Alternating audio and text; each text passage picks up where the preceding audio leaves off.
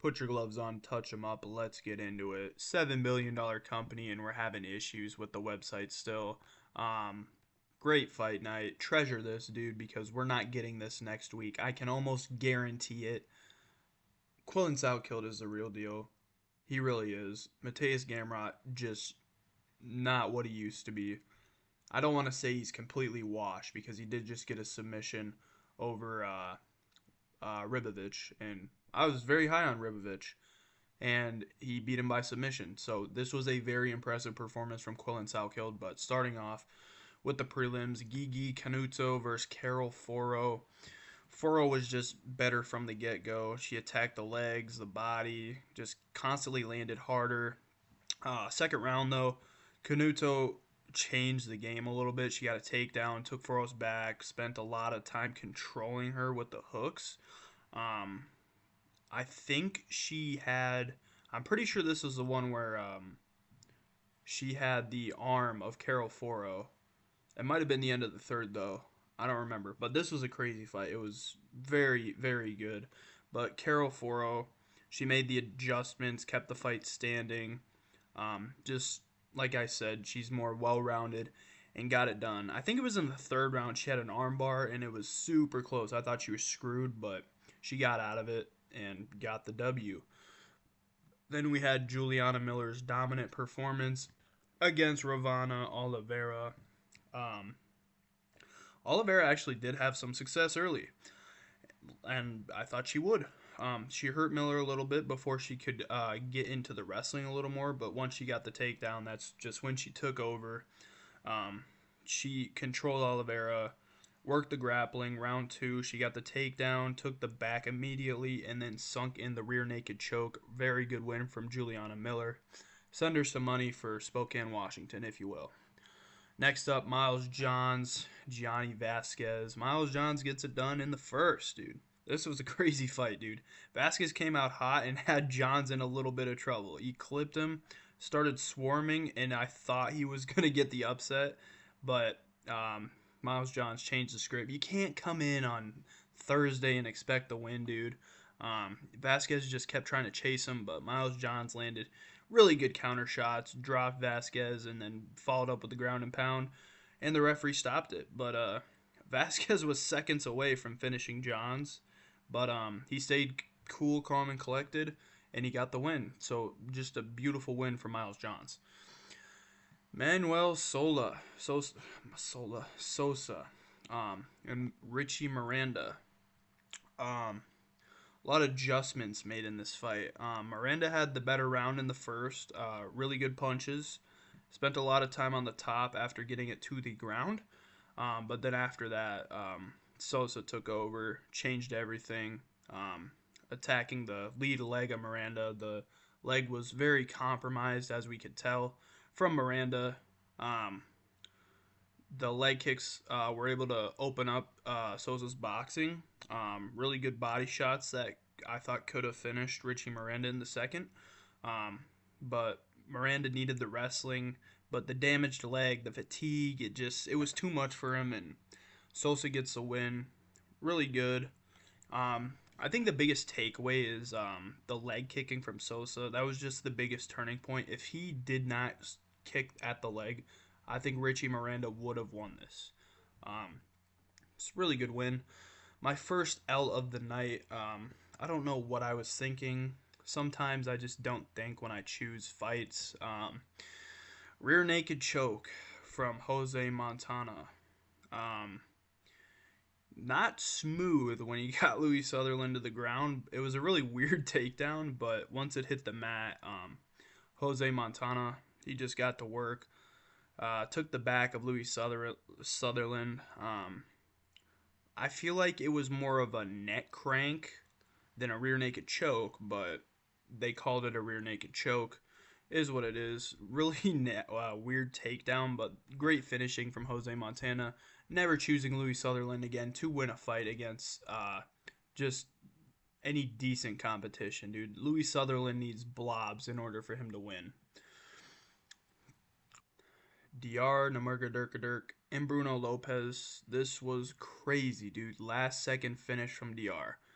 He looked a lot more composed than I've seen from him before, and instead of like rushing in forward from like what I have seen before, he picked his shots very intelligently.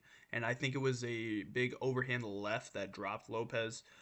He got back up, tried to fight through it, but Diar immediately just found him again, dropped him a second time with follow up punches, and literally the finish came with 1 second left. Um, Diar was just way more disciplined tonight. Instead of forcing the finish, he worked towards it. He wasn't trying to look for it immediately, if you know what I mean. Then we have Steven Asplund. Uh, I really did not like the cardio from Steven Asplund towards the end. I think he gasses a little too quickly, but uh, Guillermo Pat, very impressed with his performance. He had some good weapons, but he gassed out a lot quicker than Steven Asplund. Um, Good jab and leg kicks, but he was just too passive, if you will. Steven Asplund just continually pressed forward, ate kicks, jabs. You see the busted up face from Steven Asplund. Seems to get cut open a lot. Um, I think in the second round is when his cardio really started to show. He said in his post fight interview that he had good cardio, but I wasn't a huge fan of it, and I think that helped Pat a lot. But the third round, we've seen both guys getting exhausted. Wasn't wasn't great, but Steven Asplund just landing the bigger shots gets it done, and even threatened to choke at one point. So just the pressure and power, that's what won Steven Asplund the fight, and the big man gets it done. Starting off with the main card, Ty Miller beats Billy Ray Goff, and good because Billy Ray Goff really irritated me with all that clinch work, not doing nothing in the beginning. Like, we get to the main card, it's like, all right, time for some violence. He just wanted to grapple in the beginning. Ty Miller, very impressive performance, statement performance. Billy Ray Goff, he's just trying to wrestle immediately. Like I said, the underhooks, the clinch game. Um, couldn't ever finish a takedown, really. And Ty Miller's striking was just a lot more effective. Ty Miller in the second, he started keeping Goff at range, repeatedly tagging him with the volume. And I think the reach advantage played a huge factor into this one. Going into the third round, I was like, okay, there's not much left of Billy Ray Goff. The eye was really badly swollen. It looked like he couldn't even see. Then 15 seconds in, as we can see, Miller landed the shot and dropped him. And ref stepped in. Great distance management, and striking was excellent, and I really like Ty Miller as a prospect right now. Very big fan. Amanda Lemos and Alexia Thayanara, sorry. Worst fight ever. Um, Very boring compared to every other fight we had tonight. A lot of kicks early.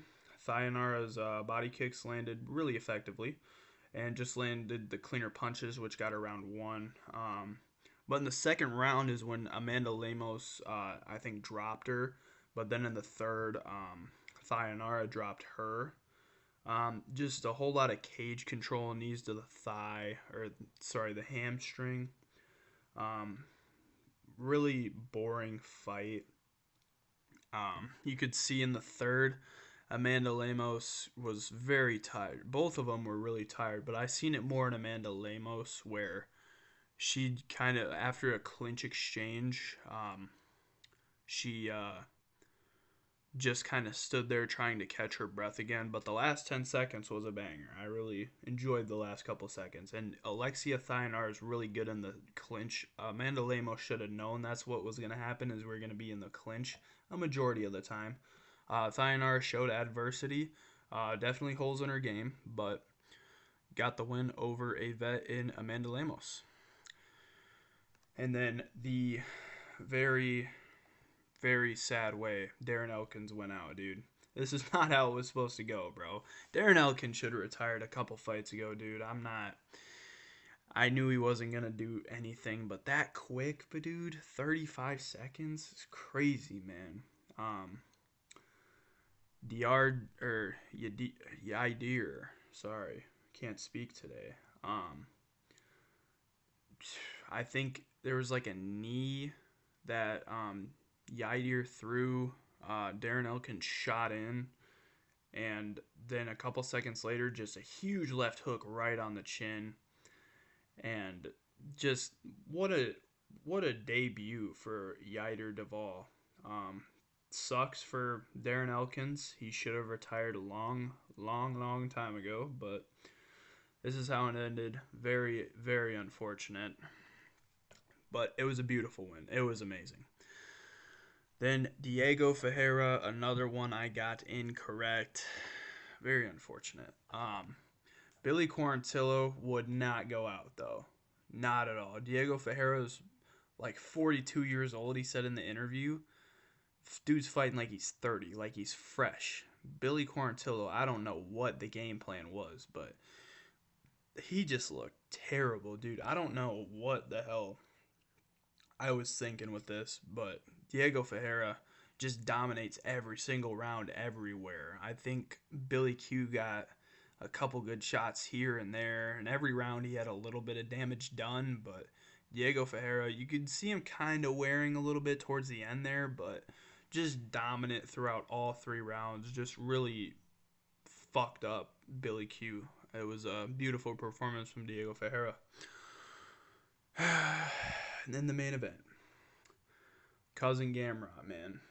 Could not get it done. I don't know what the game plan was here, bro. I don't want to take anything away from Salkilld, but Gamrot is very good. Okay, his losses are a split to Dan Hooker, which is very controversial. He got subbed to Charles Oliveira, and the rest of them are all like split decisions or decision losses. So people forget, dude. This guy beat Armin Sarukian.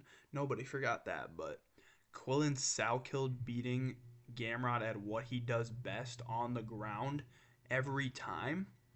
That's just super impressive for me. He just controlled the whole fight. Does not matter where you go. I was screaming. I was like, get in the pocket. Why are you backing up? Get in the pocket and fight. You are not going to win at range. I don't know what he was thinking.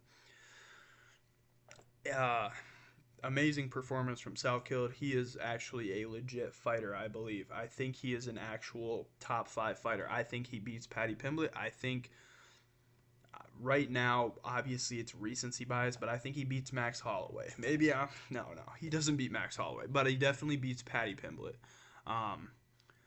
Dude is a contender, dude. Top 5, 100%. 2, 3 more fights, dude. We could be talking about this guy fighting for a title soon. Just really not much to it, dude. Quillen Salkilld just dominated, bro. Amazing win from him. Sucks for Gamrot because I'm very high on Quillen Salkilld now because that was very impressive. Nobody does that to Mateusz Gamrot. The one submission loss he has is to the best jiu-jitsu practitioner in the UFC, Charles Oliveira, which is just absolutely insane to me. So, yeah. Quillen Salkilld, a legit contender now. Mateusz Gamrot, I don't know, dude. He's 35 years old. I don't know what we're going to do next, but we'll see, dude. Really, really good fight night. Enjoy this while it lasts because next week is going to be just horrific. So, thank you for watching. Like and subscribe.